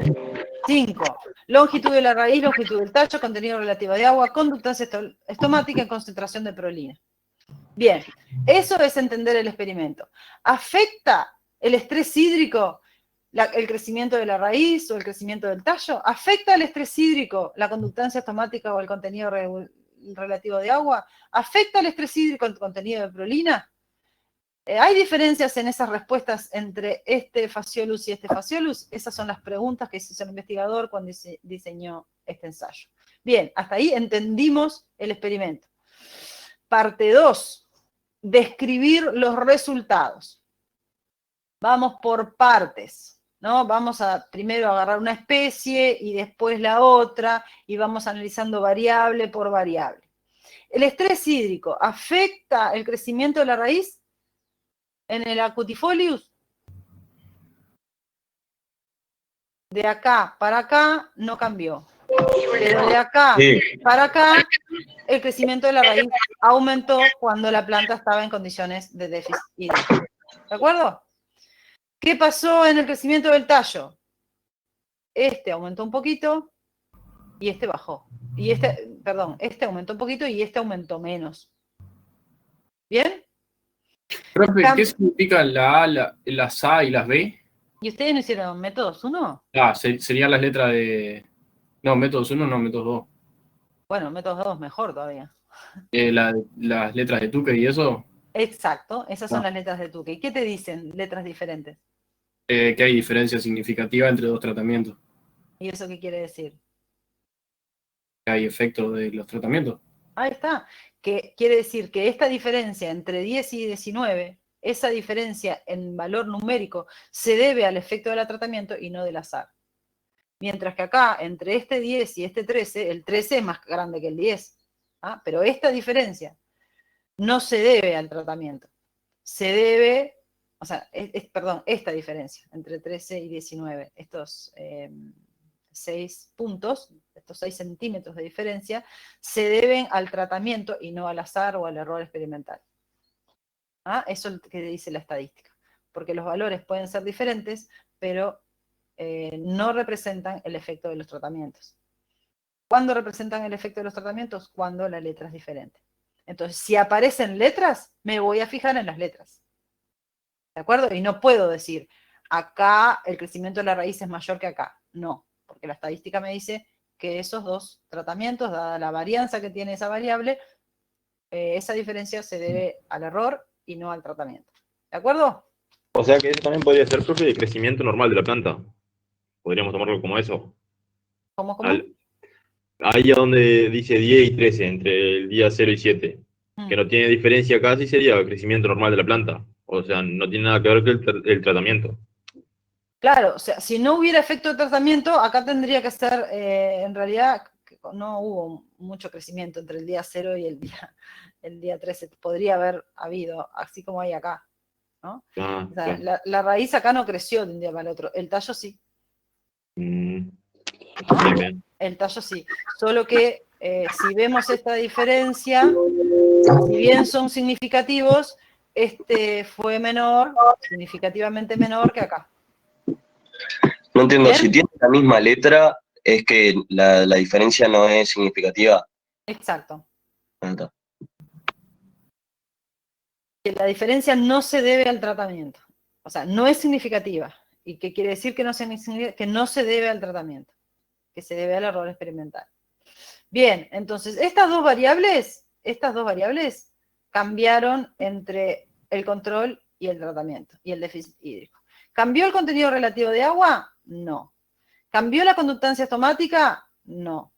¿Cambió la concentración de prolina? Sí, cambió la concentración de prolina. En condiciones de estrés hídrico hay 0,9, estadísticamente diferente a 0,65 en condiciones de control. Bien. ¿Qué pasó con las mismas variables en Phaseolus vulgaris? ¿Se modificó la longitud de la raíz?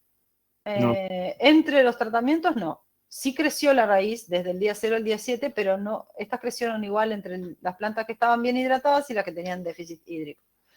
El tallo, ¿cómo creció? Y crecieron los dos, y no hubo diferencia entre el control y el déficit hídrico. ¿Qué pasó con el contenido relativo? Ah, sí, acá no pasaba nada. Acá no pasaba nada, pero acá sí. La planta en estrés hídrico bajó su contenido relativo de agua. Y la conductancia automática también bajó. ¿Hubo cambios en la concentración de prolina? No. Entonces, ¿qué cambios hubieron?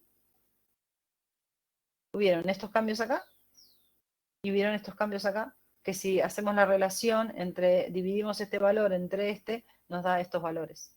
Quiere decir que acá hubo un crecimiento a favor del tallo y ese crecimiento a favor del tallo en este tratamiento fue reducido, ¿no? Los colores, estos pintados, identifican dónde hubo diferencias. Bien, entonces, el Phaseolus acutifolius, cuando tiene estrés, modifica la relación parte aérea-raíz y sintetiza prolina. Y logra no modificar la conductancia ni el contenido relativo de agua. Mientras que Phaseolus vulgaris, cuando tiene estrés, pierde agua, pierde conductancia y no sintetiza prolina. Esa es la descripción de los resultados. ¿De acuerdo? ¿Para qué especie y bajo qué tratamiento se registraron diferencias en contenido relativo de agua, conductancia y prolina? Está preguntando lo que ya hicimos. Las diferencias en prolina están en acutifolius y las diferencias en contenido relativo de agua y de conductancia están en vulgaris. ¿De acuerdo? Calcule la relación tallo-raíz en longitud para cada especie y tratamiento, cómo se ve modificada dicha relación por los tratamientos dentro de cada especie. Acá los tenemos calculados. Y vemos que en vulgaris no cambia la relación tallo-raíz, mientras que en acutifolius sí cambia la relación tallo-raíz. ¿Cómo cambia esto? ¿Cómo se explica esto? Acá tengo una mayor relación tallo-raíz, mientras que cuando tengo estrés hídrico, el crecimiento del tallo, la relación de crecimiento del tallo entre raíz, baja. ¿Qué quiere decir esta relación baja de tallo-raíz? Que crece más la raíz con respecto Ajá, bien, crece más la raíz. Y eso puede tener que ver con exploración del suelo para... Exactamente, exactamente. Ese es el mecanismo de adaptación. Cuando me falta agua, los carbohidratos que tengo, la planta dice, bueno, a ver, vamos a cambiar de estrategia. Vamos a dejar que el tallo de la parte aérea se quede tranqui porque acá el problema está en el suelo. No tengo agua en el suelo. Entonces lo que tengo que hacer es favorecer la partición de lo que necesite esa raíz para crecer carbohidratos, ¿sí? Entonces, particiona la planta a favor de la raíz, hay un mayor crecimiento de la raíz explora más suelo y eso es una estrategia de adaptación de respuesta a condiciones de estrés. ¿Sí? ¿Esa respuesta la tiene vulgaris? No. No, no cambia esa relación parte de la raíz. Sigue dándole al tallo que crezca y por lo tanto esta tiene un mecanismo de adaptación que le permite, ¿qué le permite? Esto y esto. ¿Cuál está mejor adaptada a las condiciones de estrés? ¿Cuál va a poder sobrevivir a condiciones de estrés hídrico? Acutifolio. ¿Por qué? Y porque tiene ese mecanismo de aumentar el crecimiento radicular y al explorar mayor cantidad de suelo y tener menor parte aérea, logra tener mayor contenido relativo de agua. Muy bien, perfecto, me encantó. ¿Y solo ese Sabe- mecanismo tiene? Sabe definir las prioridades. Muy bien, sabe definir las prioridades. Porque tal A vez ver, cuando agua, ahí crece el tallo. cuando no haya limitante de agua y la limitante sea la luz, entonces va donde va a particionar la planta mejor. El tallo y los En el ojos. tallo, ahí está. ¿No? Si lo que falta es agua, que crezca más la raíz. Si lo que falta es luz, que crezca más el tallo. Estamos de acuerdo.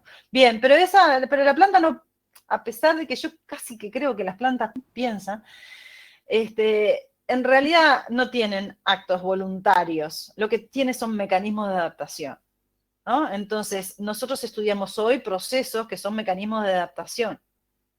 ¿A cuál sobrevivió a lo largo de la evolución de las especies sobre la Tierra? ¿Cuál continuó viviendo? Aquella que pudo cambiar la partición y favorecer el crecimiento de la raíz en una situación de agua limitante. ¿Se entiende? Porque cuando nos vamos a expresar, si nos queremos contar las cosas fácil, vamos a decir, la planta quiere favorecer el crecimiento de las raíces, entonces decide destinar sus productos de fotosíntesis para el crecimiento de la... En realidad es la evolución adaptativa la que hoy le permite a algunas especies tener mecanismos extras. ¿De acuerdo? Eso es respecto a la forma de expresarnos. Entonces, acá vemos cómo Acutifolius tiene la capacidad de modificar, favorecer el crecimiento de la raíz a costa de la del tallo, obvio, porque los fotoasimilados son limitados, pero además acá sintetiza prolina. Tengo dos preguntas para ustedes. Una, ¿qué implica este síntesis de prolina? Pregunta 1. Y la pregunta 2, ¿cómo vemos que con estos mecanismos se adaptó mejor al crecimiento?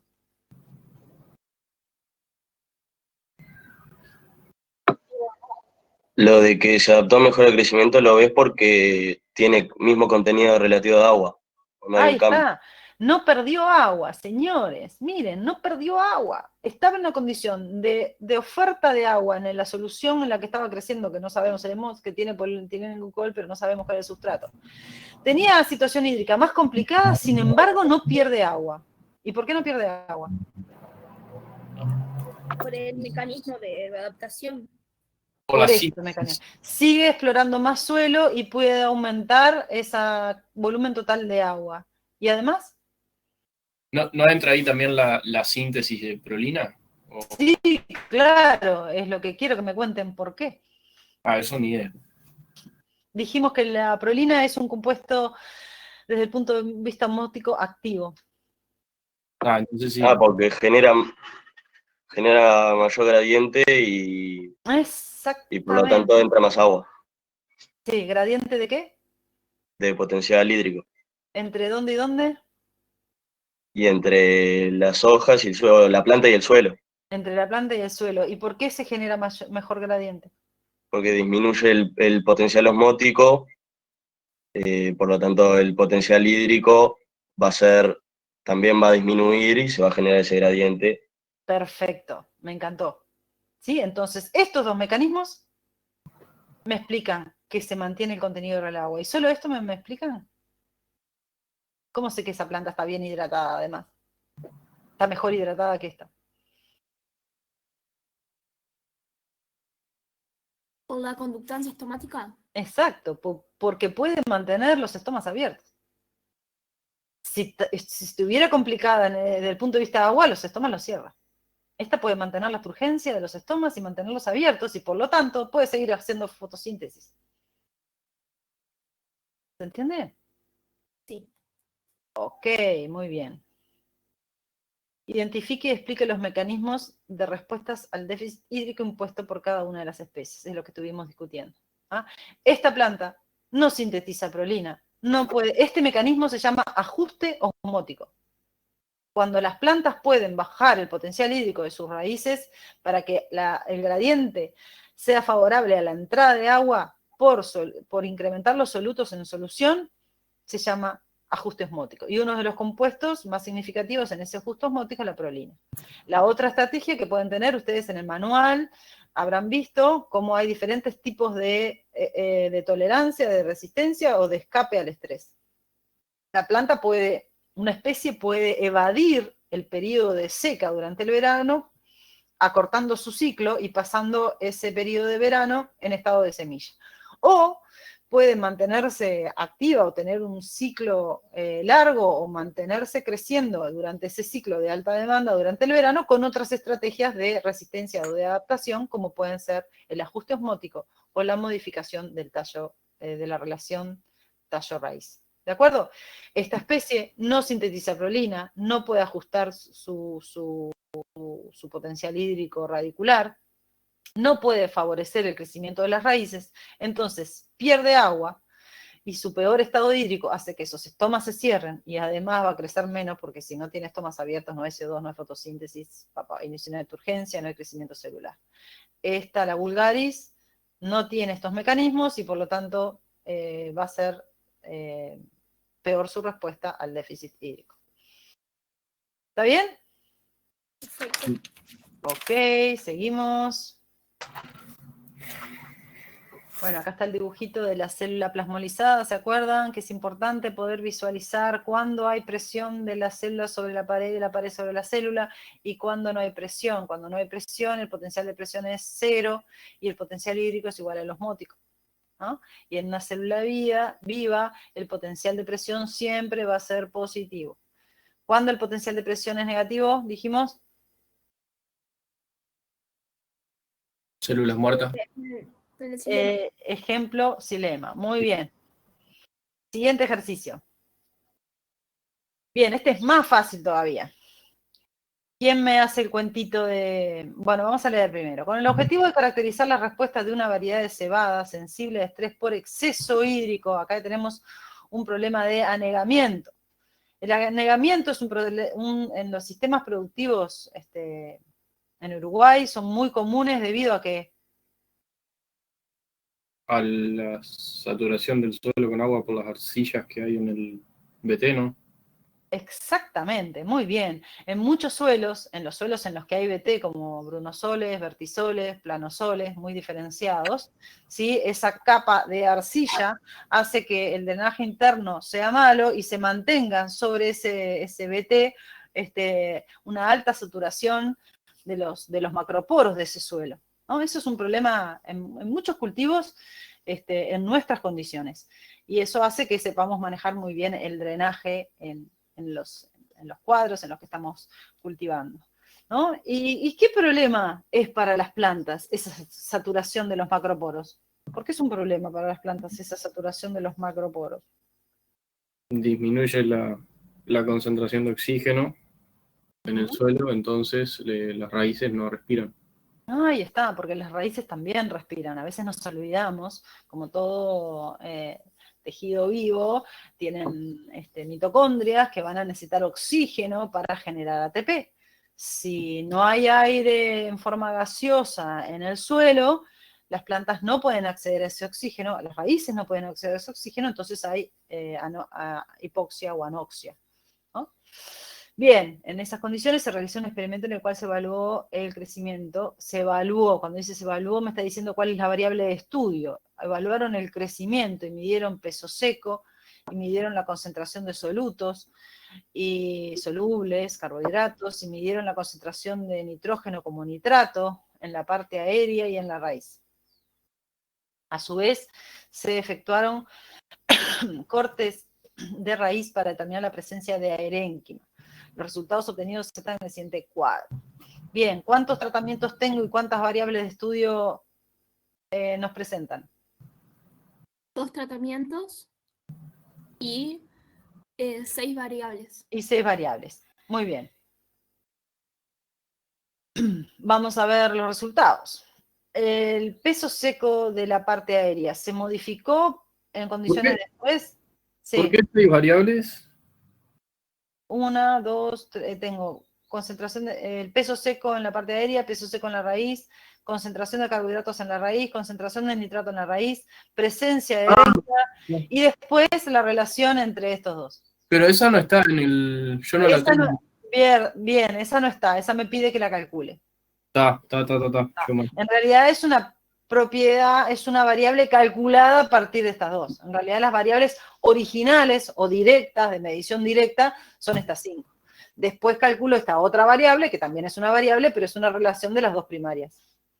Perfecto. Bien. Entonces, describo los resultados. ¿El anegamiento me afecta el peso seco de la parte aérea? Sí, me lo afecta, me lo baja. ¿El anegamiento me afecta el peso seco de la raíz? Sí, me lo baja también. ¿Me afecta el contenido de CO2, de carbohidratos concentrados en la raíz?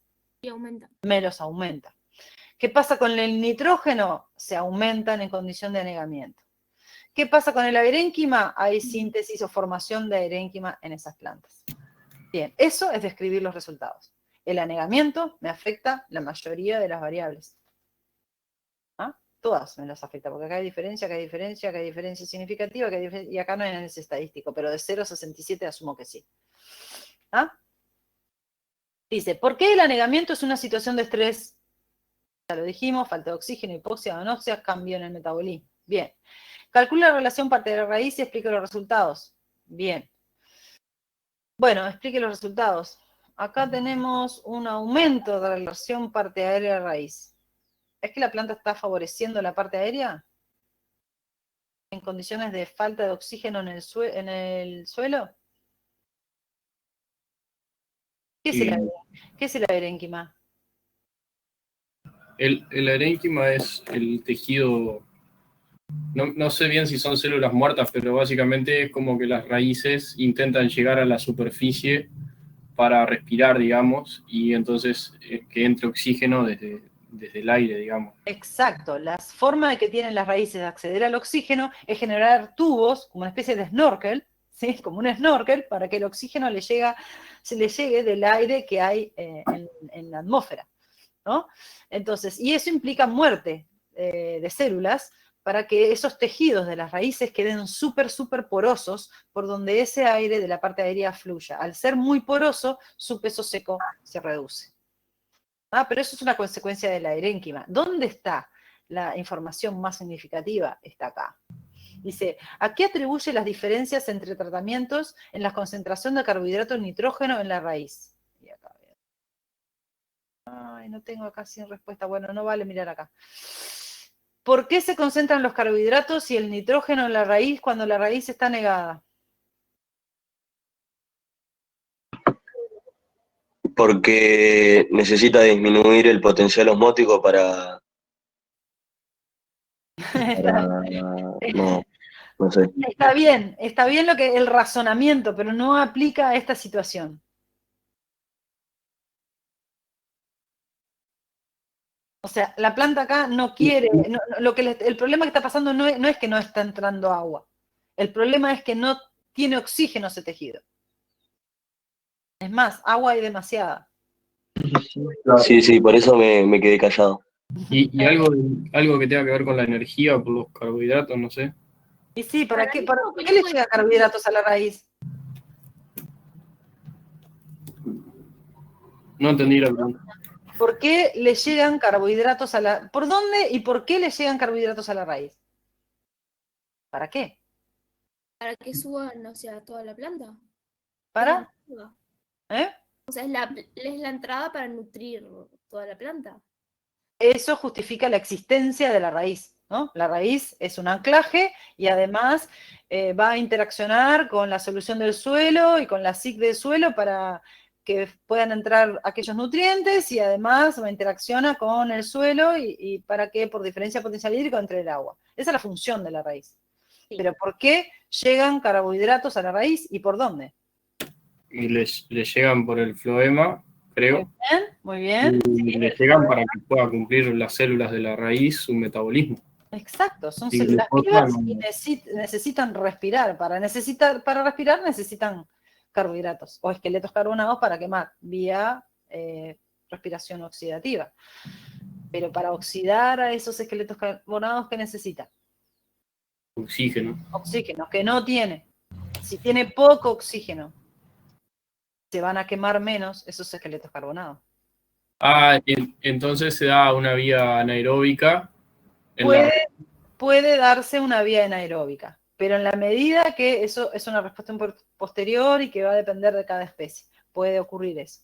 Pero en primer lugar, o sea, lo primero que sucede es, al reducirse el oxígeno, se reduce la respiración, se reduce la disponibilidad de ATP y por lo tanto hay menos carbohidratos que se consumen y además al haber menos ATP hay menos metabolismo y menos síntesis de todo aquello que se necesite para que esas células, para que esas raíces crezcan.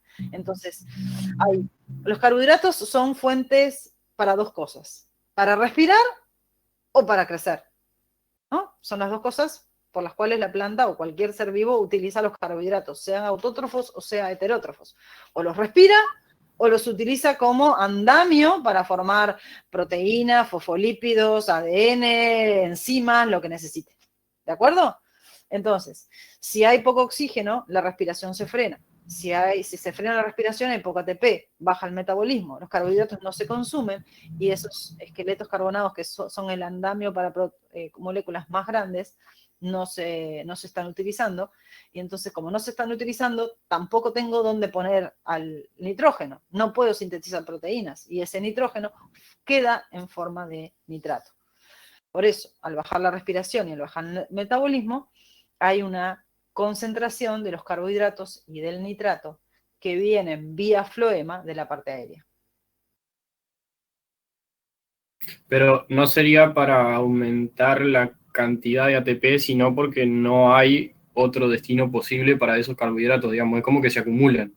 Claro, se acumulan porque no se están gastando. Ahí No se va, están llega la utilizando. misma cantidad, pero no se usa. Llega la misma cantidad, pero no se están utilizando. ¿Y cuáles son los procesos por los cuales la planta los utiliza? O los respira o los capitaliza para crecer. Correctísimo. ¿Sí? ¿Qué más? Este es el último ejercicio que teníamos previsto para ahora. Ya son -10, tendríamos que estar cerrando. Yo creo que condiciona que el aula le esté digamos, abierta, me impide que otro docente abra el del segundo horario bajo mi... Así que tendríamos que estar cerrando. Si no hay ninguna duda, hicimos los 4 ejercicios, cumplimos con el objetivo de hoy. ¿Quedan pendientes dudas del ejercicio del práctico anterior o de los ejercicios estos que están acá, que son fáciles, si entendieron lo que estuvimos viendo recién? Estos ejercicios fácilmente los hacen. Entonces los hacemos y si tenemos dudas lo dejamos para el otro práctico. Me hacen las preguntas el práctico que viene, sí, claramente. No, profe, Sí. a mí me había quedado una duda del pasado que no me acuerdo bien cuál era. Bueno, dime. Era en el ejercicio 4 que no lo habíamos resuelto, ¿te acordás? La clase Sí. pasada que no nos había dado tiempo. Sí. Y un poco saber, yo hice los cálculos, pero la verdad que no tengo ni idea si están bien y no tengo contra qué comparar. Bien, decímelo, yo te digo, o el cálculo te paso rapidito y después lo vemos. El potencial hídrico de la cámara subestomática da -1,36 megapascal. -1,38 me dio. Bueno, sí, es una concesión de redondeo eso en realidad. Está bien. Después el otro valor que te pide es la resistencia final da 125,4. Esa no llegué a calcularla en realidad, ahora que veo. Llegué hasta un valor ahí intermedio que preciso, pero después no seguí. La concentración de vapor de agua en el aire es 0,64. Y la concentración de vapor de agua en la hoja es 1,27 moles por metro cúbico. Hoja 1,27. Y la resistencia es igual a la diferencia de concentración de vapor de agua en la hoja menos la concentración de vapor de agua en el aire sobre la resistencia. Sobre la transpiración, digo. Y la transpiración te la da. Está bárbaro. Entonces, Sí, esa diferencia entre esos dos, entre 0,64 y 1,27, sobre 5 por 10 a la -3, que es la transpiración, te da un valor de resistencia igual a 125,4 segundos por metro, que es el valor de la resistencia. Y después ¿La resistencia es igual a qué? ¿Qué es la resistencia? y el impedimento del pasaje de agua hacia la atmósfera. ¿Y a través de dónde, principalmente? Y de los estómagos. Exacto. O sea, resistencia es igual a 1 sobre conductancia. Ahí va. Es como la positiva, como la parte positiva. Conductancia es lo que facilita y la resistencia es lo que limita el pasaje de agua. Impecable. ¿Ok? Bueno, tienen los teóricos el lunes y miércoles de la semana que viene y nos vemos el viernes que viene con nutrición mineral. ¿Ok? Vayan a los teóricos, lean los manuales y traigan los prácticos hechos. ¿Estamos? Chao. Hasta luego. Chau, chau.